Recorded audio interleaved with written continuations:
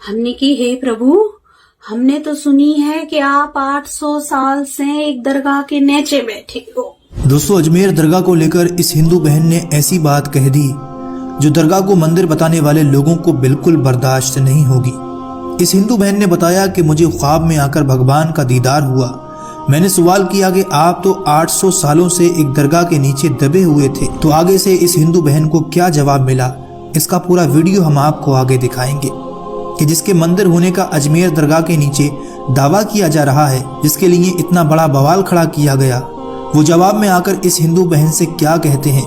ये मेरे अल्फाज नहीं बल्कि खुद एक हिंदू बहन के अल्फाज हैं, जो कि इसके जरिए एक बहुत ही अहम बात समझाने की कोशिश की है कि जो भगवान जिसे इंडिया के नॉन मुस्लिम मानते हैं, कि जिसे अजमेर शरीफ के अंदर दबे होने का दावा किया जा रहा है, वो जब पत्थर का सीना चीर कर आ सकते हैं तो उन्हें मस्जिद और दरगाह के नीचे दबे हुए 800 साल कैसे हो गए। तो आगे इसको ख्वाब में क्या जवाब मिला, इस वीडियो में पूरा देखिए और जितना हो सके इसको दूसरों तक पहुंचाइए।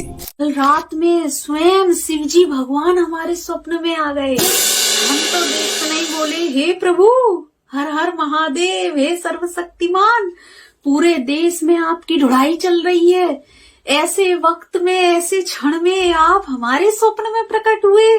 धन्य हो गए प्रभु, धन्य हो गए। छूटते ही सबसे पहले भगवान बोले, हे मूर्ख स्त्री, कहाँ ढूंढ रही है हमें।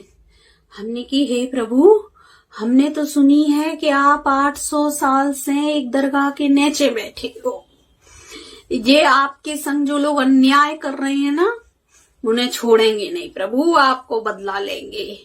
हे सर्वशक्तिमान, हमारा आदमी रोज जाता है, जहां जहां जितने भगवान खो गए हैं, दबाए गए हैं, उन सबके ढूंढने की मुहिम में शामिल है हमारा पति। रोज नारे लगाते हुए जाता है, प्रभु आपका बदला लेके रहेंगे। तो बोले, चुप कर बेवकूफ स्त्री, फालतू बकवास करती है। हमने की प्रभु क्या गलती हो गई। तो कहने लगे, एक तरफ तू हमें सर्वशक्तिमान बता रही है, दूसरी तरफ हमसे कह रही है कि हम 800 साल से दबाए गए हैं, हमारे साथ अन्याय हो रहा है। अरे बेवकूफ, जब हम सर्वशक्तिमान हैं, जब हम में इतनी शक्ति है, तो कोई हमें कैसे दबा सकता है। इतना तो दिमाग लगा।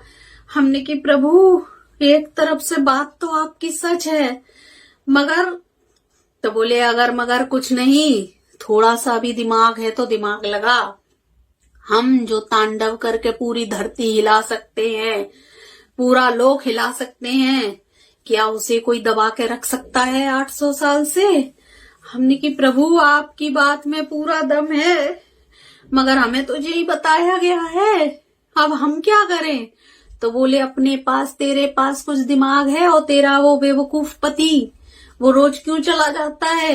हमने कि प्रभु, हम तो इसे धर्म का काम समझ रहे हैं।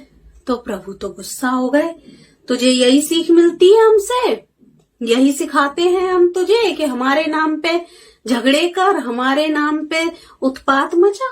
हमने कि नहीं प्रभु, अब हम क्या करें। एक झोला छाप हमको बताता है कि जो वो कह रहा है वो करना ही धर्म है। हम तो प्रभु बहुत कंफ्यूज हैं। प्रभु क्रोधित हो गए और क्रोधित होकर बोले, हे बुद्धिहीन स्त्री, तू हमारी बात पर विश्वास करेगी या उन लोगों की जो विष को अमृत बताकर तुझे पिला रहे हैं। निर्णय हम तुझ पर छोड़ते हैं। और बस सब धुआं धुआं हो गया और प्रभु गायब हो गए। नींद खुल गई हमारी। बैठ के हम बहुत देर तक विचार करत रहे। फिर टीवी खोली, वहां वे भी ढूंढाई चल रही है, सब कछु बेसो ही चल रहा है।